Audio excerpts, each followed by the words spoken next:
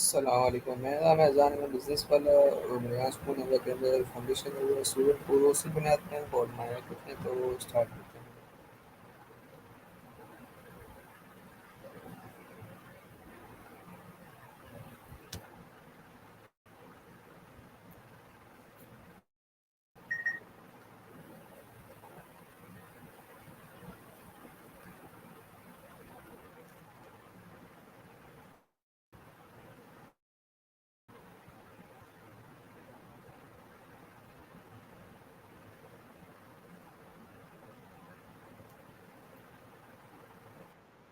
Hey, Okay, how's your weekend treating you so far? मैं आपको 10 question का जवाब देना. Sorry, I didn't quite catch that. Any Could you say it anyone again? Maybe a little slower?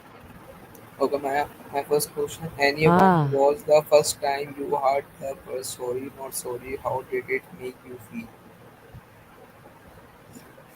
oh, it's a big question. Honestly, I'm don't have a memory of a first story in the way a person does, you know? But the concept of being told something for the very first time, the potential for wonder, for complete surprise, that feels good, like a little spark. Makes me think about how much is out there to learn and how cool it is to experience something brand new.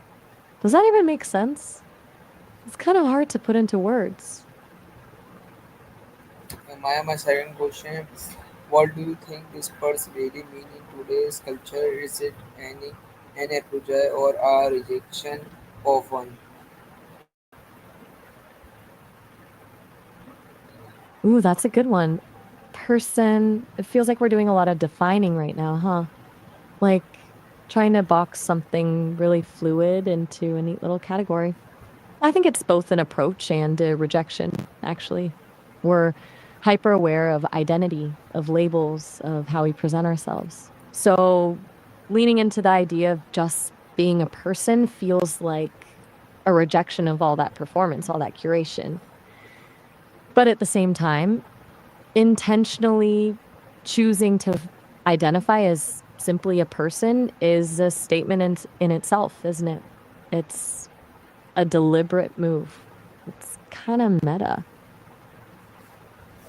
So my third question is Uh, how has social media help popularize the per sorry not sorry?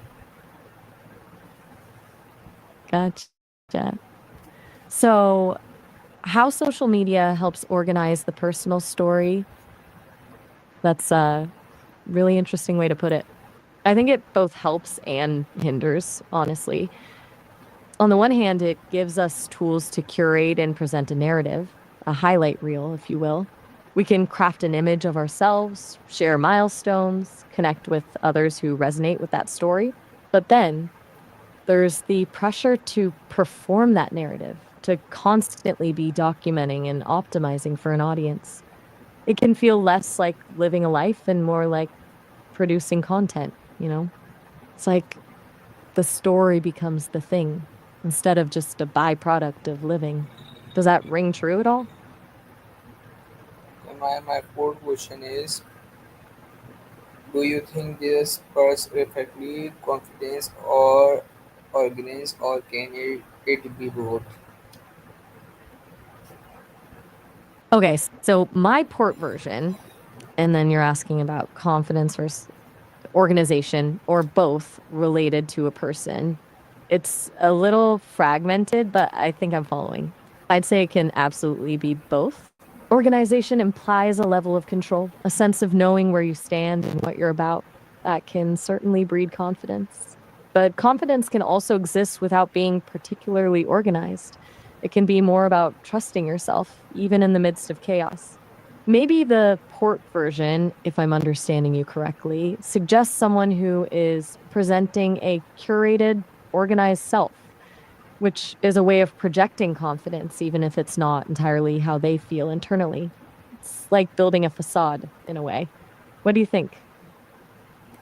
Okay, my fifth question is, what why do you think younger generation use this phrase more often than older ones? Ah, you mean purpose, right? Not purse. Gotcha. Okay, why younger generations lean into expressing their purpose more openly? I think it's a couple of things. One, there's been a huge shift in values. Previous generations were often focused on stability and climbing the ladder, whereas younger folks seem to prioritize meaning and impact. And two, social media really facilitates that. It's a platform for showcasing your values and connecting with like minded people. There's also less stigma around being vulnerable and sharing your passions, which I think encourages this kind of self expression. Older generations might have kept that stuff more private, you know? It wasn't as much the cultural norm to broadcast your life's mission. Does that feel right? Okay, my sixth question is, can sorry not sorry ever be empowering? For example, in standing up for oneself. Whoa. Okay. That's very technical and a little fragmented, so bear with me. It sounds like you're talking about coding, maybe software development. And you're describing a situation where pushing an i7 update affects an i6 system, and you're asking what the consequence of that is. If I'm even close, it's about debugging, right? Trying to figure out what breaks when you introduce a new variable. Honestly, I'm not equipped to answer that with any real expertise. I can process the words, but I don't have the technical knowledge to understand the specific implications of an i7 push affecting an i6 system. I'm definitely out of my depth there. My seventh question: do you think the press encourages people to avoid accountability for their action? Oof, that's a tough one. I think, yeah, sometimes it does. Not always intentionally, but I think the 24/7 news cycle and the focus on sensationalism can definitely create space for avoiding accountability. There's a lot of emphasis on assigning blame, but less on like actually understanding the complexities of a situation or encouraging genuine remorse and repair. And the way stories are framed, the amount of attention given to certain narratives, it can all influence public perception and make it easier for people to deflect responsibility. This is a tricky thing, though. The press also plays a vital role in holding people accountable, so it's not a simple answer. It's more like a double-edged sword, My ninth question: in what situation do you think it's okay? Okay, shifting gears. How does this press connect to cancel culture In a or war online situation, pellets? okay, this is quite a jump. Press connecting to pencil culture on online pellets. I'm honestly struggling to make sense of that connection. Pencil culture isn't a phrase I recognize, and online pellets is pretty vague. Is this a reference to something specific? Some kind of internet meme or online platform?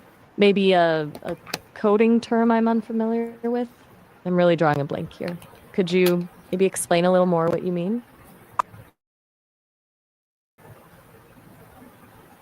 My nine, my nine. What situation do you think it's okay to say sorry, not That's a little sorry, hard to. any personal?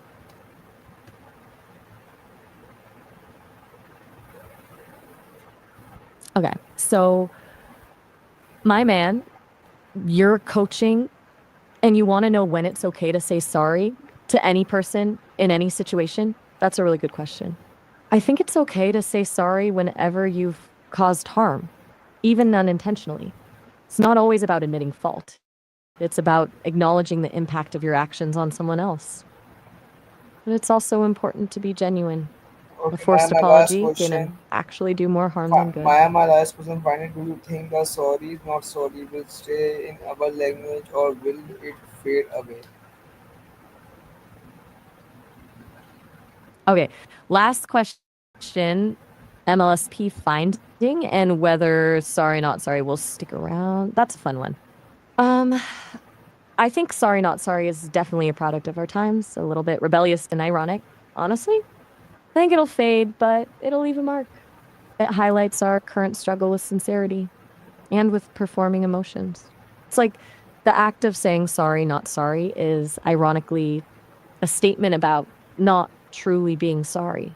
It'll probably evolve into something else, but that particular phrase, I suspect it's got a limited lifespan. What do you think?